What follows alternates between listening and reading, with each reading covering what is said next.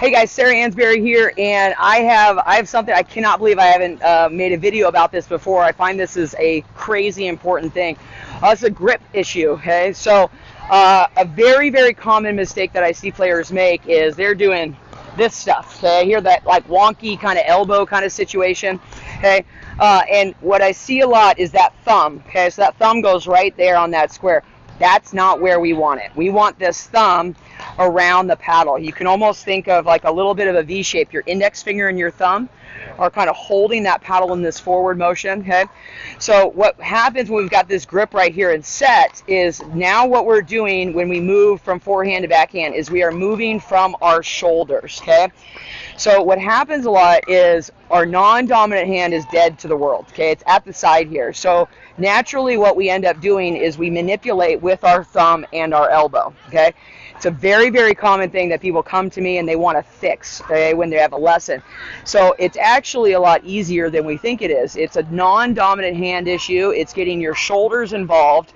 Okay, so when I have my paddle prepped, okay, what I really want to make sure is my arms are not touching my sides. Okay, I'm creating the space away from my body so that I'm engaging my shoulder.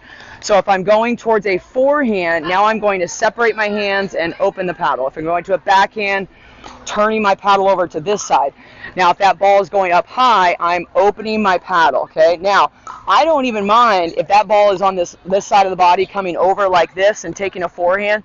There's nothing wrong with that. Okay, now that's what creates problems. Okay, so what we want with the tip of our paddle is we want it to get over the ball, around, or under the ball. Okay, that's creating a lot of our leverage to get the ball over the net. Okay, so all of that has got to do with keeping that paddle away from the body. Okay, don't forget to use this non-dominant hand here. Okay, now the non-dominant hand being here, what that does is it keeps my shoulders together. Okay, so I see a lot of players, they're touching the paddle somewhere around here.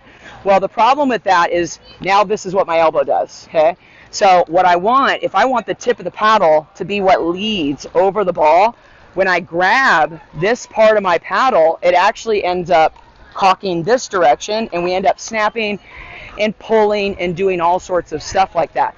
So when we've got that hand here, okay, on top of the grip, the handle where the hands are supposed to go, this is where we want to hold the paddle. Okay, that's what creates shoulder turn and rotation. When you're talking about making a ball go over the net, your shoulders are what create evenness that make it go over. So if I'm doing something like this, just look at what that body position looks like. A lot of tennis elbow comes from this problem. My paddle's pointing this way, and the ball should be coming from this direction. So what I want is to use my shoulders to guide the paddle so that it creates better preparation for every ball that you hit. Okay, this is something that may take a little bit to get used to, but it's a really important way to be more consistent with both your forehand and your backhand side.